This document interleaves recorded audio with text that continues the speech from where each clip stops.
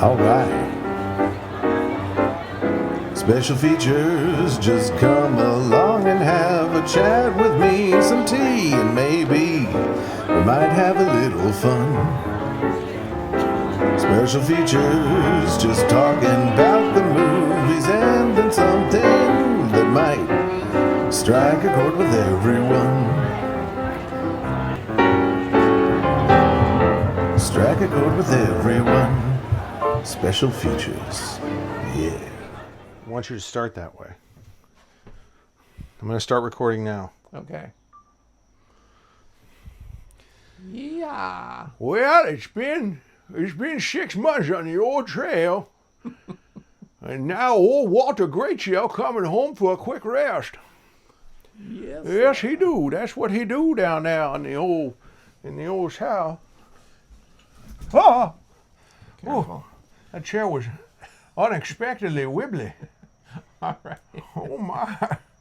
No, it reminds me of that SNL skit where Will Ferrell is playing the old prospector. Uh-huh. And they're like, we need you guys to get in, get out. And he's like, I don't know about you. I think there's gold in them. Every time I do that voice, though, I also start to sound like Don Knotts and James Stewart. Yeah, exactly. Don Knotts and James Stewart had a child. That's right. Welcome back to season 9 of our continuing season of, season 2, episode 9, sorry. I don't know how you keep it Of our straight. continuing season Okay. of special features.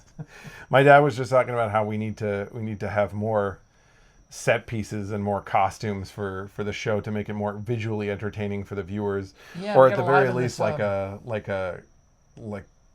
like a good, I don't know though, because I want it to be different and interesting every time. I feel like so many podcasts will just have like one continuous set Uh-huh. that they'll use for every episode, and I feel like that can be boring. Yeah, I agree. And I feel like we should be using whatever tools at our disposal to make this, more colorful and fascinating. hats. Yes, hats maybe. As many hats as we can Yeah, buy. hats. I don't know, like face paint, costumes. There's lots of things we could do. Lights.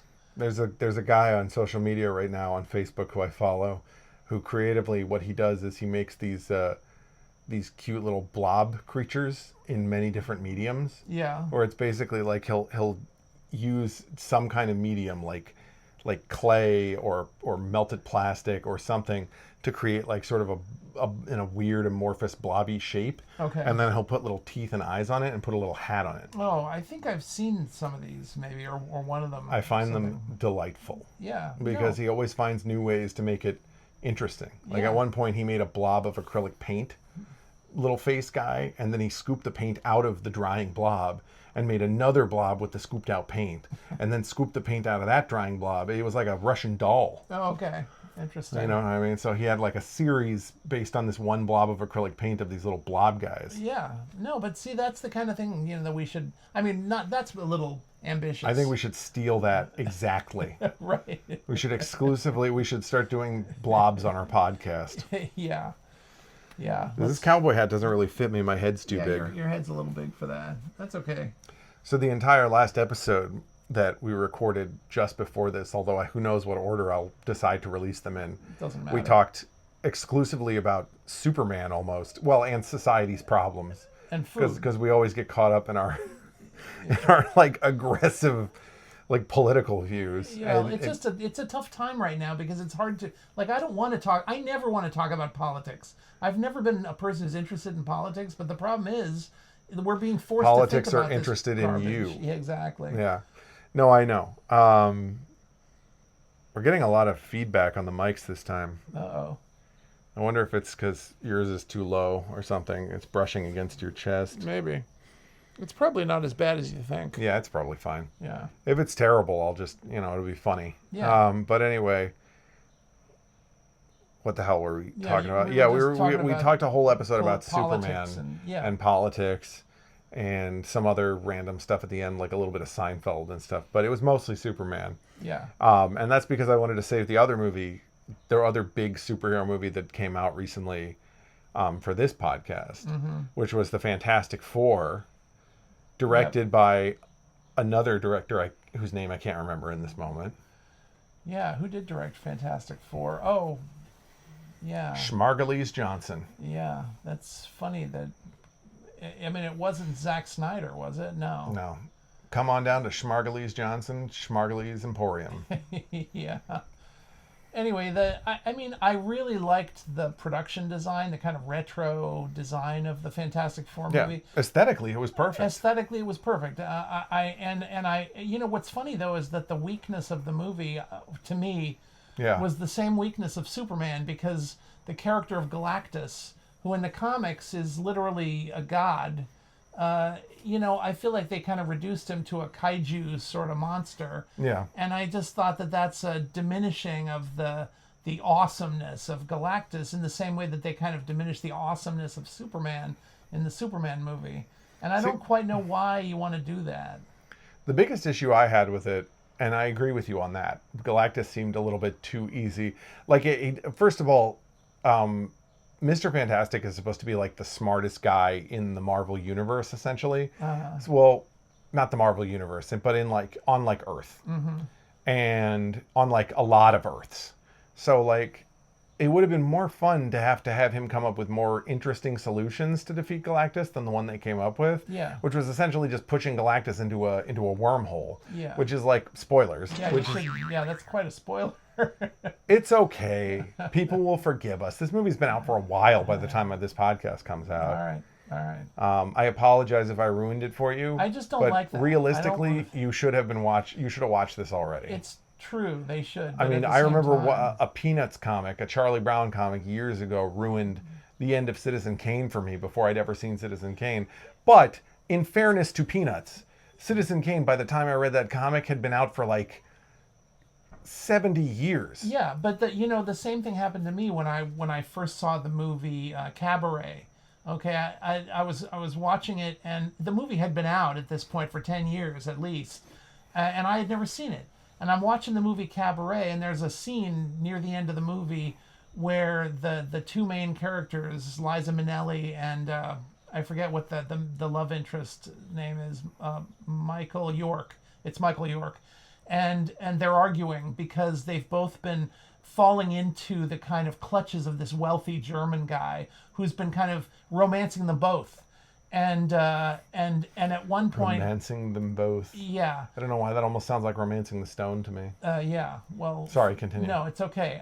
So what Liza Minnelli, because she's arguing with Michael York, who kind of loves her, he's jealous, and she kind of says, to shock him about this German guy, to Michael York, she says, "I'm sleeping with him," which is kind of this big bombshell for her to drop on Michael York. And instead of being shocked, he kind of smiles, and he said, and now this is the spoiler that spoiled this moment for me in the movie, because a guy sitting in front of me, in the pause after she says, "I'm sleeping with him," there's a pause in the movie, and a person sitting in front of me said, "So am I." Yeah. Okay. Oh no, she says, "I sleep with him," and the guy in front of me said, "So do I." And I thought he was joking. Like I thought he was saying he sleeps. You know what I mean? It was just somebody in the audience making a stupid joke, right? Yeah. But then Michael York says, "So do I." Like he's sleeping with the German guy too, and that's an even bigger bombshell than her bombshell, and it's like a double bombshell. But it's an incredible moment in the movie. That may have been an unintentional reveal. Like, it's possible the guy could have thought that was a joke and not have heard that line before. I don't think so. I think the guy was just giving it away because he loves that moment, and he couldn't resist saying the line before Michael York says it. But it pissed you off. It ruined that moment. That's a really wonderful little moment in the movie, and because this idiot in the theater gave it away, it ruined Michael York's that line, and that's a great movie, and that's a great moment in that movie. I know that's a very intense thing for you, because I remember many times in my childhood where you were upset at people for doing that kind of thing, or when you were upset at me for doing that kind of thing when I was a little kid, like when I would reveal stuff because I got overly excited about it. But well, I don't say I don't that. really remember, but there were just a couple times when you got annoyed. That's all. Okay. It's not like you didn't beat me or anything.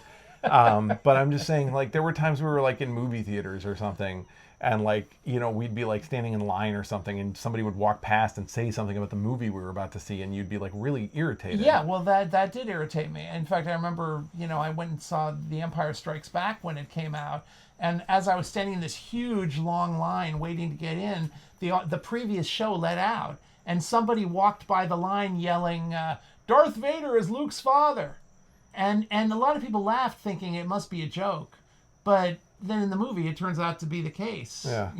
And it was like, why does somebody get pleasure? I know, that's a pretty insanely huge reveal. Yeah.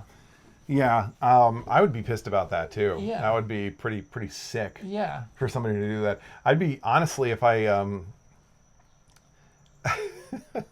I'm just thinking it's impossible to really take revenge on the guy beforehand because you don't know if he's joking. You don't know if it's true, exactly. But then you go in there, you see it.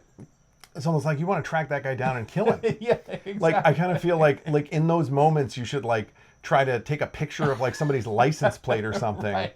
So you can be like, "Oh, he did give it away." Right. I'm going to All find. Hello.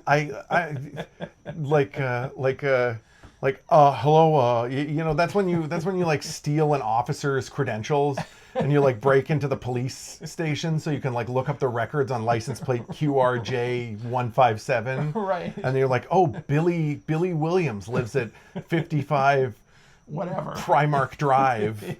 Yeah. I'm gonna go and stab him in the neck while he's sleeping. Right.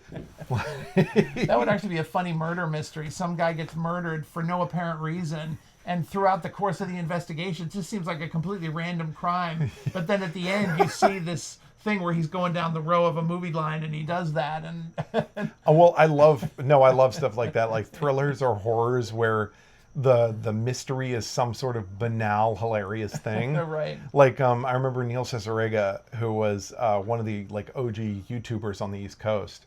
And he made a bunch of like goofy little short films. And one of the short films he made, and I don't remember how long ago this was, but it must have been like, I don't know, like 13 years ago at least.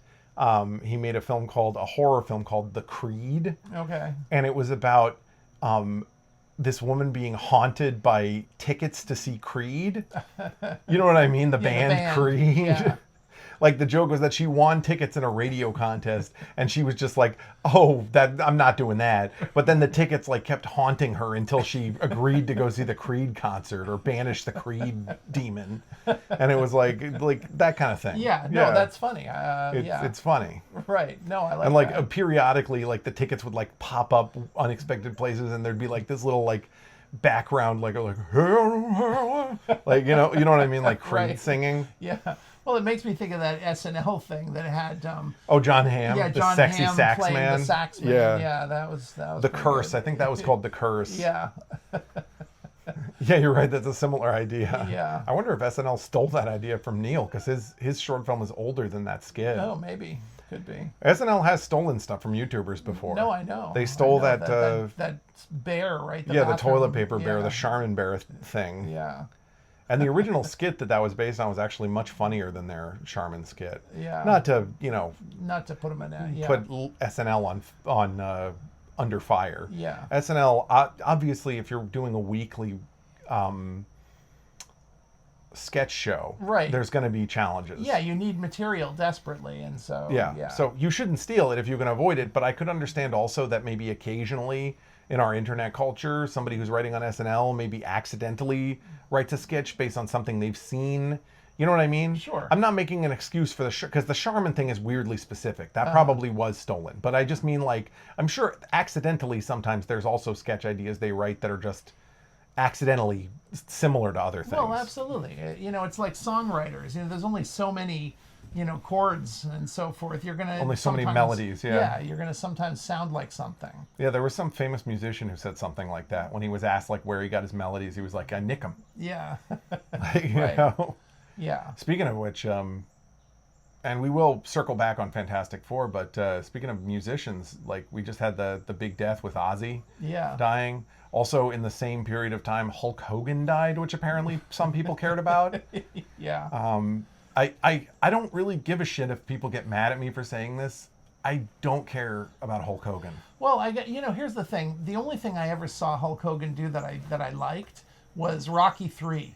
I Yeah. liked his little appearance in Rocky 3 because I like that movie. I'm just saying, yeah, I'm sure he had some okay art, but he was also an atrocious person. Yeah, he was a terrible person. And I tell you the truth, I mean, I like Ozzy Osbourne as a person. Like but the only thing I really know about him is his appearance in the Decline of that documentary, Yeah. Decline of Western Civilization. Okay, but my point about Ozzy is just from everything I can tell about him, he was a pretty nice person. Yeah, that's what You know I've what I heard. mean? He had drug issues and stuff, but that was his own battle. Absolutely. Like for the most part, he was a good guy. He was a big influence on certain aspects of musical culture. Yeah. And for that, I give him credit. Well, I think he was obviously far more meaningful to you. You grew up with... Well, I went to Ozfest like 10 times. Absolutely. But because my friend at the time, my childhood best friend, was really interested in like metal and stuff. Sure. So for that reason, I totally can understand why, his death would be meaningful. I mean, for me, it's meaningful only because he's another one of the many signifiers of my, the past. Period of your youth dying. Yeah. I mean, I never really listened to Black Sabbath or anything like that. I wasn't a fan of that kind of music. Yeah, I'm not crying over Ozzy's death. I'm just saying, like, he was important. He tried... I guess my point with Ozzy is that he tried to create something. Yeah. He tried to be a part of the creative world. Yeah. And I think I really appreciate him for that. I think Sure. anybody who tries to make their life about creativity is an interesting... And a lot of other people are... I don't want to say, like... I don't want to sound like I'm saying, like, only artists have value. Mm-hmm. Everybody who does anything has value. Yeah. But because I'm a creative person myself, when I see somebody devoting their life to creation like that, like artistic creation, Yeah. I sort of respect them for it. Same here. I have absolutely nothing against Ozzy Osbourne. Yeah. I mean, he was, as far as I'm concerned, a positive influence. Also, we watched the Osbournes for a while, and that was a fun show. That was sort of fun. Yeah, absolutely. I mean, I really have nothing to say. I mean, I feel like he actually had a pretty good life. Yeah. Especially considering that his health was so bad for so long. Oh yeah, You I know. think he really got lucky for the most part. I mean, Yeah. obviously he was in like bad chronic pain at the end of his life and stuff, but Yeah.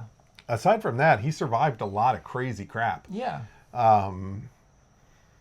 But yeah, I mean, I just feel like we've been hearing about a lot of famous people dying recently. Like Yeah. him, Hulk Hogan. There were like at least a couple other people too. Yeah. I know not too long ago Betty White died too. And, once again, just another loss of a nice person. Yeah, but whenever somebody who's elderly dies, I mean, it's just It's not that inevitable. disturbing. Yeah, I agree. I just realized one of the downsides of us doing the podcast here and not at my house is we don't have the animals. Yeah, that's right. The animals yeah. are kind of a fun Yeah, distraction. I like having the animals around. But we'll do more with them in the future. Yeah, of course. Yeah, because now you guys live in an empty, sad house That's right. with no little footprint, with no little pitter patters going Yeah. along the floorboards. Yeah, I think we've come to the end of our ability to Care put up for with- other creatures. Yeah, we're not good stewards for other creatures at this We've point. given up on the desire to reach out a hand in kindness to the weaker members of our society. Well, but here's the thing: we're storing up our energy for when you have children. You Yeah. know, then we can be good. oh, you're going to grandparents. need energy for that. I'm sure. Get we ready. will. Yeah. If I'm any indicator, and if Gwen's any indicator, our children are probably going to be psychotic, Yeah. So like let's hope giant lunatics. not. Yeah. Well, your mother's looking forward to that, so What? that'll be nice. You're not. Well, I mean, I'm looking forward to anything. You know what I mean? I happy do to- think it is sort of unfortunate that Gwen and I are both so big. Yeah. I think it was always my intention to try and fall in love with a smaller woman so we could correct some of the problems in our giant gene pool. But it turns out that you can't decide who you love. No. So as a result, now we're going to have the world's largest children. Yeah, they're going to be giants, but that's okay. This is just our fate as a huge bunch of people. I just have to encourage my kids, if they're like 7 feet tall, to try and marry people that are like 4 feet tall. Yeah, it could be a problem though, because if you have a 4 foot tall person married to a 7 foot tall person, and they're the one giving birth, you could have an issue there. It's like a T-Rex being married to a kangaroo. The kangaroo is going to be giving birth to a problematic baby there. Yeah, I guess that's true. Maybe I'm wrong. Maybe it doesn't no, work that it'd way. be easier if it was a bigger woman and a smaller guy. Yes, exactly. But maybe we'll have big female children. Yeah. And then they can marry little dudes. Yeah. They can marry what they call in our culture short kings. Maybe. Which sounds a little too close to sand kings, which are those monsters from that story. Yeah, exactly. There's a story that you encouraged me to read. I forget who it's by. It's George R.R. Martin, actually. Really? It's the same guy who wrote. Yeah. Wow. Yeah. Okay. Well, he wrote a story called Sand Kings. Yeah. And it's about like these alien pets that basically, like, if they get out of hand, become a real problem. So, speaking of which, it's a good story. If you want to look for it, there's probably like a PDF of it online or something. Yeah, I like that story. I highly recommend reading it. But yeah, the whole kids thing is going to be a weird situation. Yeah. But it always is going to be. It's inherently weird. Yeah. Well, also, we can have my kids on the podcast. That's right. Yeah. We'll just be like holding a screaming toddler, sitting on my lap, just like, why are you screaming? Just like, right. Yes. No, this sounds frightening. Let's not do this. I don't need frightening more in the way pressure. that when I was a child, it was frightening. Well, in the sense that, I mean, like, childbirth is always a bit terrifying, and I think that it probably you shouldn't add to the stress by bringing cameras into it. That's true. Well, circling back on that, actually, in relation to children, one of the things that I didn't love about the new Fantastic Four is the CGI baby. Yeah. In it was pretty bad. Well, and you know what it reminded me of? It's because recently, because Gwen's enjoys watching them. I don't want to throw her under the bus, but like that is kind of the reason I was watching them. Is I was rewatching the Twilight movies, right? And it was fun to watch them with her. Like, I don't think those movies are completely terrible. I mean, they're bad, but in like a fun way. Yeah. Anyway, regardless, the CGI baby in those movies is horrible too. So it was making me think about the CGI baby in Fantastic Four. Right. And by the way, if you've never seen it, before they used the CGI baby in Twilight, they were going to use an animatronic baby. Uh-huh. And that animatronic baby, you can find it easily on Google. Okay. It is horrifying. Oh, I believe it's it. way worse than the CGI baby. So if you want to like see how bad it could have been. Well, you know what's funny about that to me is that one of my favorite movies of the past 25 years was Children of Men, directed by Alfonso Cuarón. And there's a scene of childbirth in that movie, and it's a CGI baby. But it is so convincing. It's just an incredibly convincing scene. But that's because they did it all right in that movie. Yeah. It was in shadow a lot. It was like, you know what I mean? Yeah. Like, the problem in Twilight is they had too many close-ups of the baby's face, which I feel like they felt was necessary. But I feel like they could have done it in a more slick, less disturbing way. Yeah. Because the way it looks right now, it almost looks like, and this technology I don't think even existed when that movie was made, but like it looks like a face swap filter. Right. Like it looks bad. And in the new Fantastic Four, it looks bad. Well, and there's a reason that I feel like CGI used to be better, especially in like big blockbuster movies, which is that I don't think studios are willing to pay as much now for CGI as they used to be when it first became popular. Maybe. So you'll get like this really high quality CGI in like early 2000s movies that looks like super realistic. And now the same budget level of movie will have terrible CGI and you'll be like, why? Yeah. And it's like, I think it's because it's cheaper. Well, but actually my main problem with the childbirth scene in Fantastic Four was not actually the CGI baby. I forgot there was a childbirth scene. Yeah, that childbirth scene went on forever. And the problem with it is that they kept cross-cutting between her screaming face and I forget what there was two Is this like the other sequences. characters? No, they were cutting between her and something that was supposed to be like kind of the opposite of childbirth or something, like Galactus destroying something or something. Like there was like it was like here on one side. Was it Galactus destroying that planet that they tried to go to? Yeah, maybe it was. It was like on the one hand a baby, her screaming and giving birth, and on the other hand we were seeing something that was counterpointing that. But the result was that the whole sequence went on far too long, and it was just really, I just thought it was tedious and unnecessary. I mean, there's how many times do you need to see a woman screaming in the same way? I mean, basically just over and over again. It just seemed monotonous and kind of unkind to the actress. It's funny because it makes me once again compare because Twilight and this movie both have like birth scenes. It makes me think about that scene in Twilight because it's like those Twilight movies are like so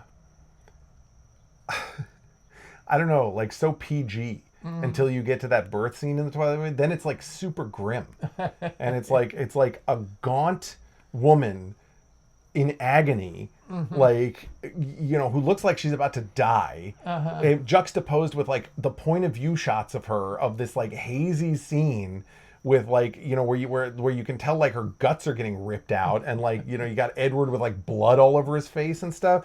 It's a very disturbing scene, being suddenly like after all the rest of Twilight leading up to that not being nearly that disturbing out of nowhere. Yeah. Which, like, I get it that's like what the story was, but it's like, I don't know, it just seems weird. Yeah. It seems like a weird sudden juxtaposition. Yeah, I mean, I saw the movie, the Twilight movie. I don't really remember that scene very well. Yeah, but there's like kind of a grim birth scene. yeah. Which, I mean, I don't have a problem with grim stuff in vampire movies. I'm just saying, like, it didn't really seem to fit the rest of the vibe. setup and the vibe of those movies. Yeah. It was like, you know, like everybody's in love and I'm going to be a vampire and now I'm, you know, my intestines are on the floor. Yeah. Well, that was what's kind of funny about this Fantastic Four birth scene, is that even though it was really hammering the pain of birth, it really kind of sanitized the whole, like, I don't think there was a single... Yeah, the baby wasn't even that, like, bloody when it was born. No, it was all very, very clean. And I thought that, like, they're trying to have their cake and eat it too, in the sense of having, you know, someone really suffering through childbirth, but on the other hand, the whole thing being just about as, you know, sanitized as you could make it, which is a really weird and I think ineffective, you know, way to do a scene like that. Yeah. In retrospect, I'm a much bigger fan of the child death in Antichrist.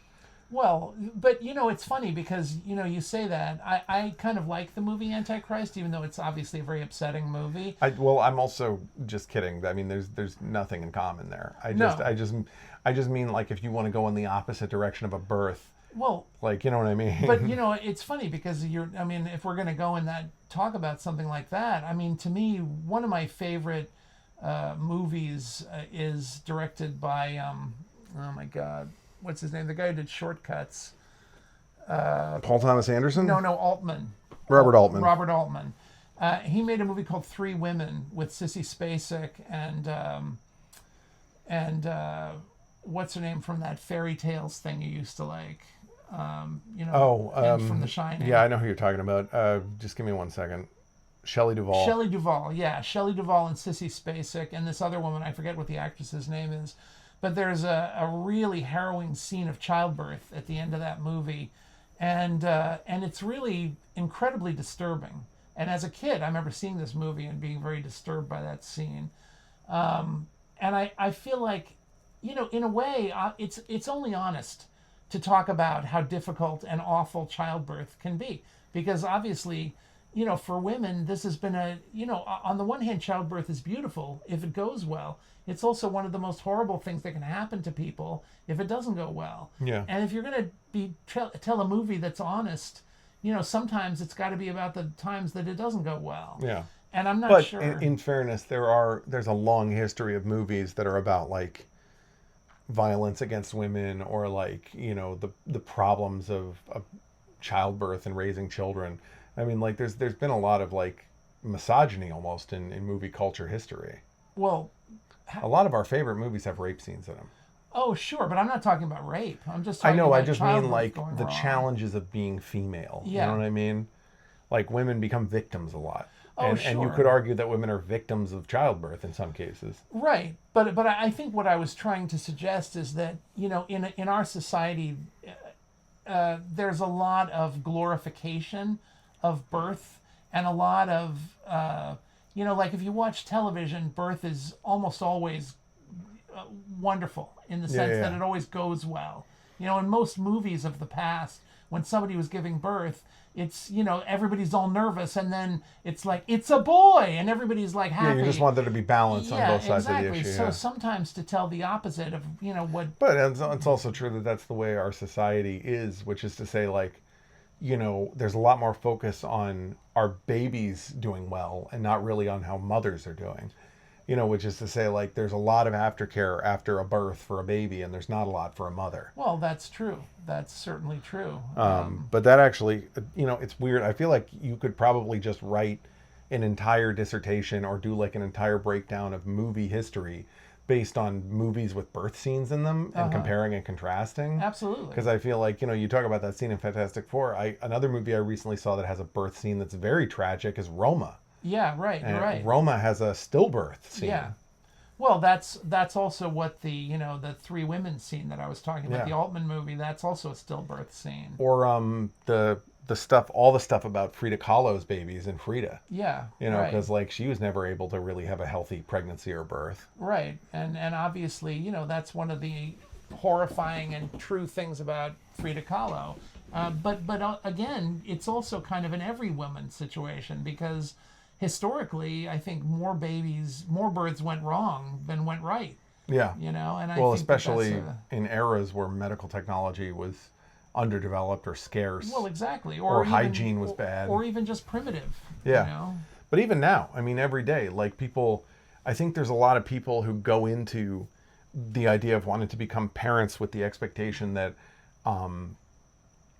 of course, everything will be fine. Right. Because they have to go in like that or they'll lose their minds. Yeah. And it's a shame in some ways because it's like you got to mitigate expectations with reality. Yeah. Like you have to be aware of the fact that even if everything goes as well as it can, there's still always going to be complications with the situation. Yeah. There's always going to be like something's going to be weird about the birth. Something's going to be weird about the pregnancy. Something could be weird about the kid. Who knows? Something could be weird. Your life is going to be completely different afterwards, no matter what, even if you have a perfect birth and a perfect child. Yeah.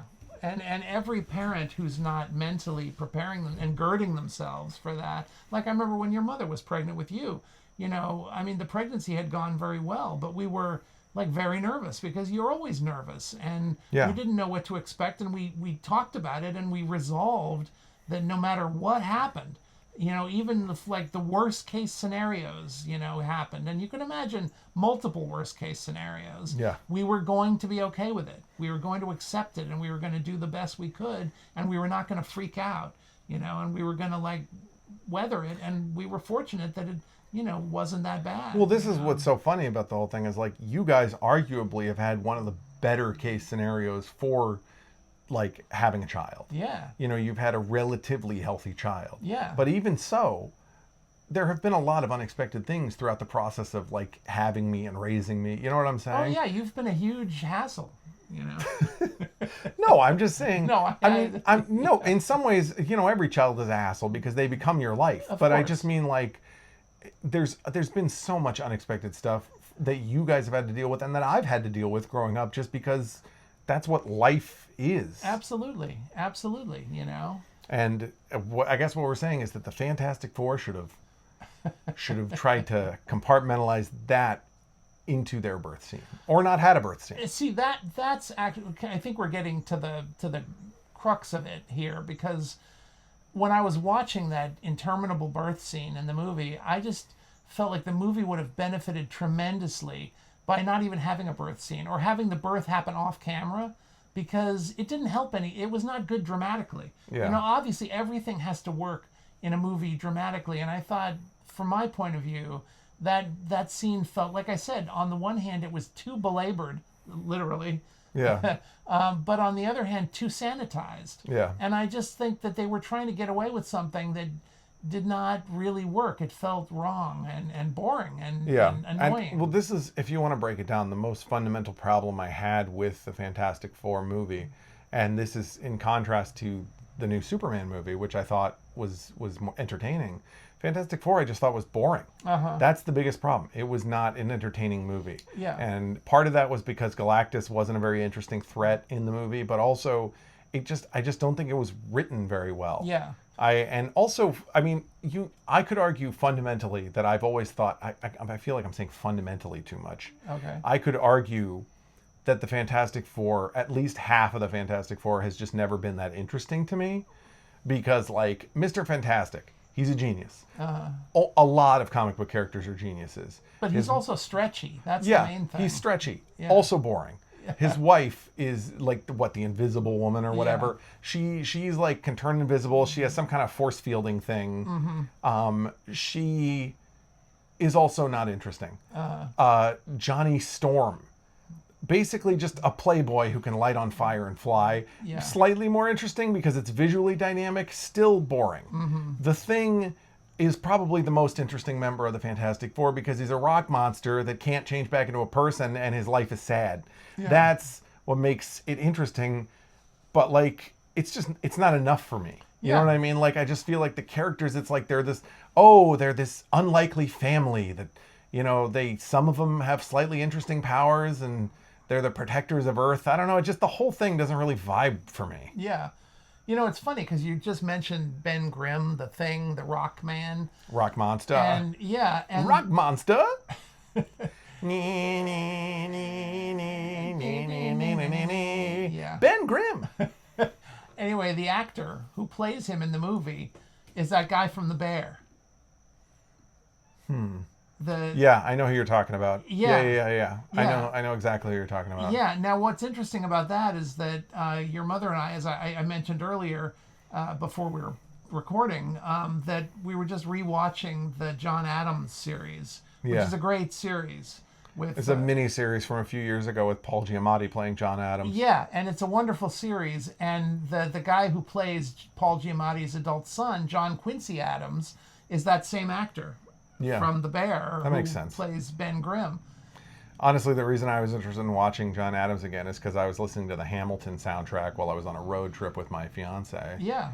And, you know, obviously John Adams is part of that whole crew, too. And Hamilton is in the John Adams series. Yeah. You know, and one thing that's making it, I think the reason that that we're rewatching it, sorry, there's a motorcycle. Wow. That was an incredibly loud motorcycle. Yeah. Anyway, one of the reasons that we're rewatching the John Adams series is that I was just reading a biography of John Paul Jones, the famous, naval guy from the Revolutionary War. He had a famous naval? Yes, very famous naval. It was an innie. Okay.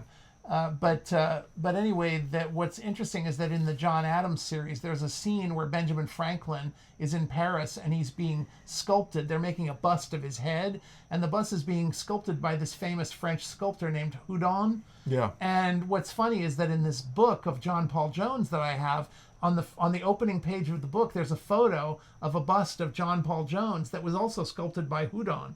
So apparently this Houdon guy sculpted a lot of the American, famous people that we think of, from that time. Who done it? Who done it? Yes, exactly. It was Houdon. That is interesting. Anyway, and I never knew anything about John Paul Jones, so I was curious to read this biography and find out why he's famous. And his entire fame is basically based on one battle, where he took a ship into English waters and had a huge sea battle with this British ship, and the British ship outgunned him substantially. And so the only way he could beat the British ship was by boarding her and taking the ship over. Yeah. So he essentially collided his ship deliberately with the British ship and then lashed on with grappling hooks. Yeah. And then essentially they had a battle for 3 hours, and the British ship the whole time is shooting its cannons into John Paul Jones's ship and blasting it to pieces. So the John Paul Jones's ship ultimately sank. And so his men basically had no choice but to essentially take over the British ship because they had no place to go, So that's essentially what happened. They conquered this superior British ship. And what does this have to do with the Fantastic Four? It has to do with the fact that this British ship was called the Galactus. Seriously? No, but it should have. No, but I mean, a lot of the information from that era of history is I think interesting. the British ship was called the Serapis, by the way. So it's almost like Galactus. Almost like Galactus. Yeah. I think a lot of people get drawn into revolutionary history, especially, obviously since Hamilton, but before then even. I mean, we've had a lot of. I mean, we live in America, Yeah. so there's going to be a lot of discussion about the American Revolution. Mm-hmm. I've always been a big fan of the movie 1776. Yeah. Really? I don't even remember that movie. I mean, I'm not sure I've seen it. Yeah, it's got Ben Franklin in it and all the characters. Yeah, but what actors? I mean, I'm just. I don't saying. remember the actors. Yeah. I just remember seeing the movie. Isn't it like a musical? Yeah, I think it has Al Pacino in it. Yeah. Yeah. Anyway, regardless, Yeah. I think people focus on that. People focus on World War II, and people focus on ancient Rome. Yeah. Those are the three biggest points in history that like hobbyist historians get obsessed with. Yeah. And I think it's because those were such, I don't know, like explosive times. Like Yeah. there were times where a lot of crazy shit was happening, where a lot of people were dying, and there was a lot of like Well, there were a lot of parallels too with our time. You know, the Revolutionary War was about freedom. It was about creating a republic. It was about slavery. You know, and when you talk about Roman stories, they're also about republics and Yeah. slavery and so forth. Well, I think what it is that World War II and the Revolutionary War are absolutely about that in that way. What you're talking about. I think the reason people obsess over ancient Rome is more just because they think it's awesome. Yeah. They think like all the stuff with like the emperors and the Colosseums and like, you know what I mean? Yeah, there's something. Like you watch that show Rome, it's like Yeah, it's inherently spectacular. 300, Thermopylae, all that stuff. Well, or like, your mother's favorite movie, and I love this movie too, Ben-Hur. Actually, wait, what am I talking about? Thermopylae. Well, Spartans were Greek. Yeah, that's Greek. Yeah. Ancient Greece, though, ancient Rome, potato, potato. Well, kind of, although Both of them had butt sex. Greece was older. Yeah. Both of them had molesting Yes. slave boys. That's true. That is definitely true. That's, although the Romans, that's what we should focus on, I think, more than anything about that history. Yeah, but the Romans, I know they thought less of they thought the Greeks were kind of Perverts? They thought the Greeks were more perverty and more like artsy fartsy and soft. Which is funny because the Greeks had these famous battles, like you said, Thermopylae. Were the Spartans perverts? They were. I mean, they were definitely warlike. I don't know if there was any like weird perversion going on. Well, with them. I don't know if you'd say weird perversion, but I think that they didn't have an issue with homosexuality. There was a lot of that in that society and so forth. I think in Spartan society? Yeah, I think culturally they considered that to be fairly normal. I just know their culture was very like brutal and designed around basically training men to be like these uncompromising, emotionless slave warriors. Yeah, yeah. And also training their women to do that too, but like in a different capacity. Yeah. And then of course, slaves did all of their work for them. Right, and that of course was the big weakness of Sparta, was that they had more slaves than they had citizens, and so it created a problem. Big old thing. The slaves eventually took over. But that 300 battle was awesome. Yeah, that was well, I mean, the movie certainly made it seem It was that way. awesome, Dad.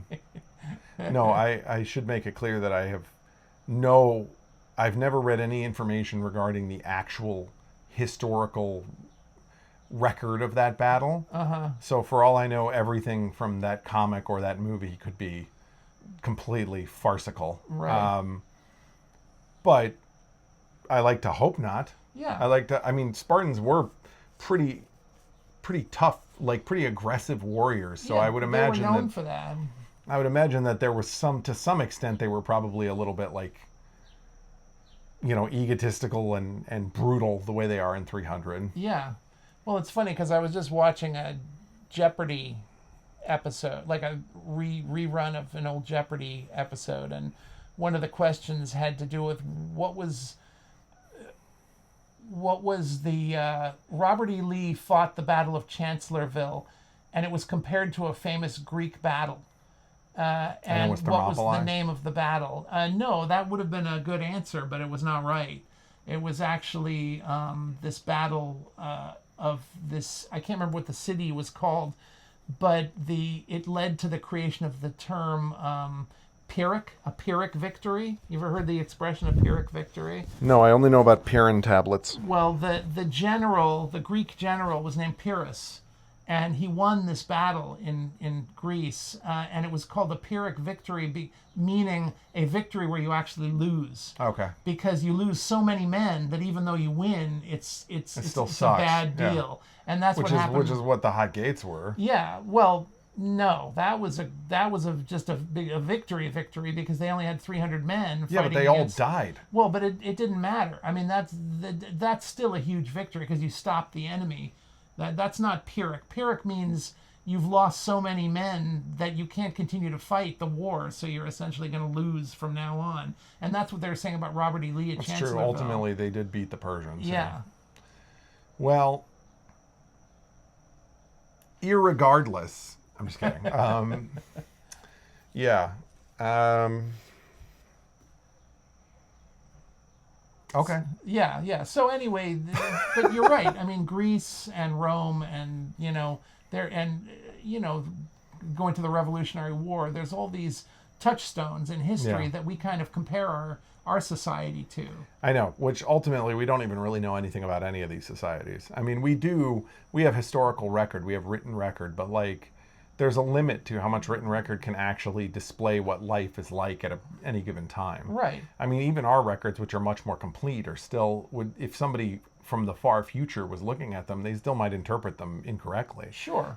But I think for me, the value of reading history or learning about history is really, you can pick and choose. Understanding society? Well, yes, certainly understanding society, that's important. But also you can kind of pick and choose what values you think are the important ones when you look at history. Yeah. You know, what values you want your society to emulate, because those are the values of like whatever you would consider to be common decency. Yeah. You know, and also values that make the society stronger.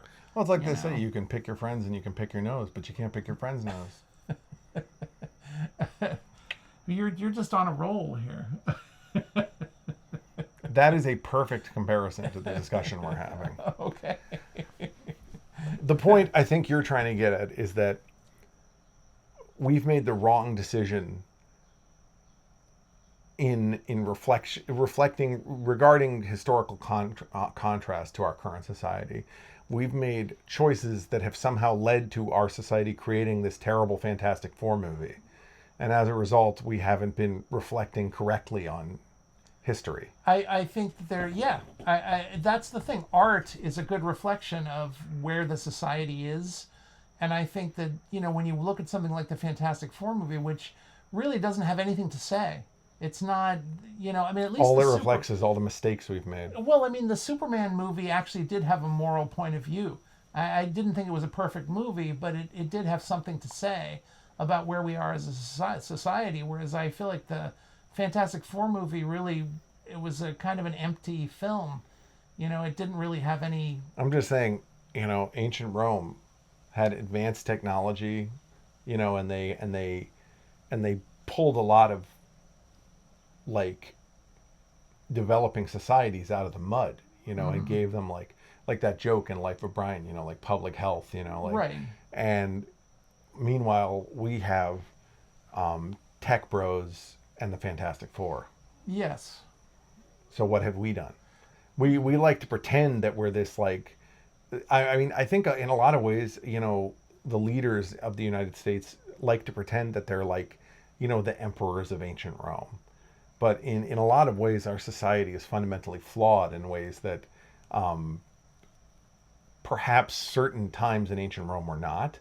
It's hard to say, though, because ancient Rome, that was a long span of history. Yeah. Just like ancient Egypt was an even longer span of history. So we're saying, like, there were probably times where there were ups and downs throughout all time. Absolutely. And I think you can say that Rome, survived for quite a long time. It, obviously lasted for,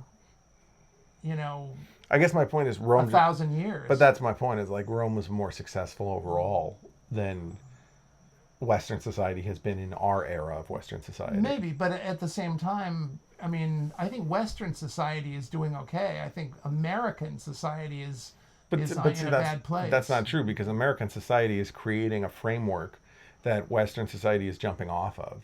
Right now we talk about like capitalism destroying America, but that is empowering other super rich people in other parts of Western society to do try and make the same changes in their countries. Absolutely. So like we have people actively like trying to take down socialized medicine in Europe, and Sure. it's because of what's going on over here. Right. But I also think that the forces opposing those kind of things are getting stronger, as they kind of are here. The trouble is that we, and obviously we don't want to go into all this too much, but I think that, My point is, the current villains in our society are far more threatening and entertaining than Galactus was in the Fantastic Four movie. I don't know about that, but maybe. Galactus was not nearly. I mean, we've discussed this before, like in the past in the comics, right? We discussed that at one point, the what are they called? The Marvel Avengers. The Avengers were like having a round table or something in the comics, and they were talking about how if Galactus is omnipotent, he must be able to hear this conversation. Right. And then Galactus appears, right? Well, they actually appear in space, right? Yeah, he transports them to him. Right.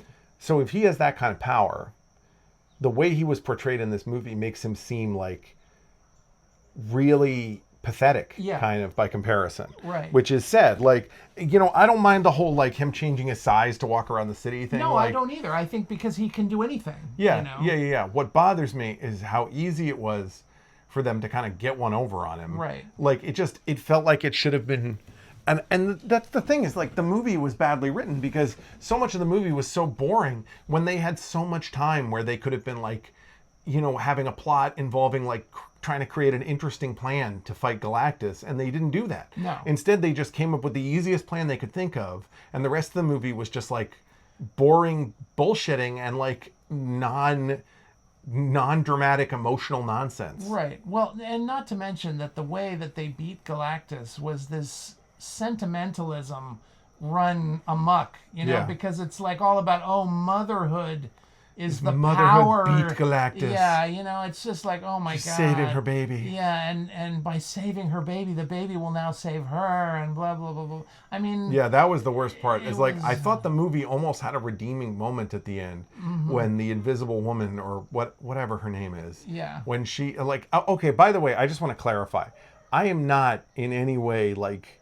I love strong female characters. I love, like, interesting plot lines involving women. This particular female character was just done very badly. Yeah, although I do like that actress. Yeah, she was a very interesting actress. Yeah. I just think the role was limiting. Yeah. Anyway, regardless, the same problem with the female Silver Surfer. Great actress, just very limiting role. Right. But like, oh crap, I completely forgot my train of thought where I was going with this. But like, yeah, that's what it was. Yeah, so this is a major spoiler, by the way, so don't listen to this if you want to see the movie still. But like, she at the end, like, dies. Because she overuses her power or something. I didn't really like how unclear that was. Like, what killed her? Right. Just pushing her power too hard? Like, they should have said something like Mr. Fantastic should have waved like a medical wand over and been like, all of her organs have ruptured or something like that. Yeah. Something to explain it. Yeah. Anyway, regardless of that, she dies, right? And for a second you think, oh, she's dead. Holy crap. The movie actually had kind of a dramatic twist at the end there. And then the baby brings her back to life. Yeah. And it's like, oh, okay, I guess that's fine. No dramatic twist. Yeah, but see, I felt that was part of the important, that's what the filmmaker or the filmmakers thought was... Babies will save you. Exactly, right, because... Being a mother will save you. Yeah, and I think that, obviously that's... I mean, it's a very sentimental idea, and it's not borne out by anything in real life, I mean, life is cruel and horrible, and sometimes you have to sacrifice yourself, and sometimes awful things happen to mothers and children. Sometimes babies don't have supernatural powers to bring their mothers back to life. Yeah. But see, of course, they're saying, well, but in this world, they do. But that's, once again, that's another thing reflective in Twilight. Is there's nothing really sacrificed in Twilight either, because Bella dies in childbirth, but then becomes a vampire, so she's fine. Right. You know what I mean? Like, she doesn't really have to give up anything. In fact, she's better as a vampire than she was as a person. Right. So it's like...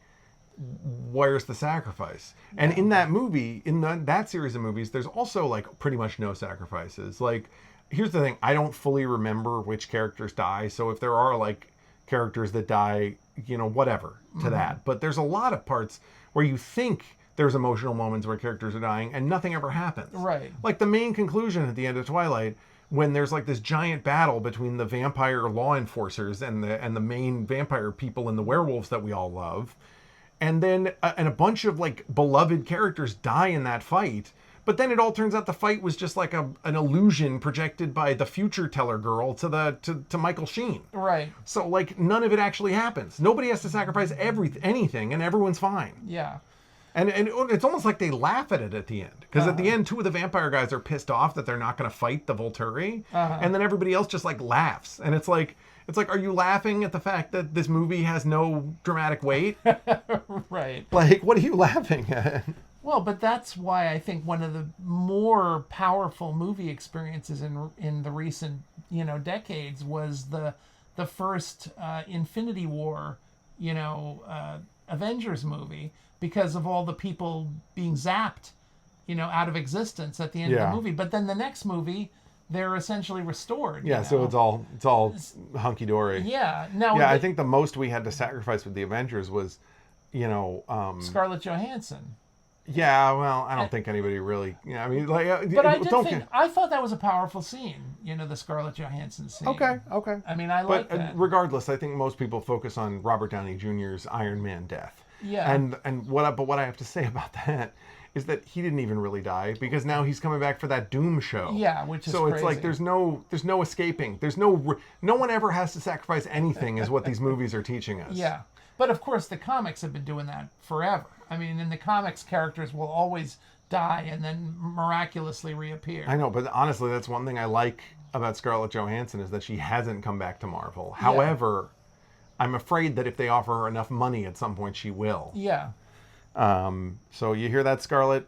I really like you as an actress. You've been in a lot of movies I really respect and appreciate. Please don't let them talk you into coming back to Marvel. To being restored. Yeah, Yes. and if you do come back as something unrecognizable, please. Yeah. Like, or just do better projects, you know?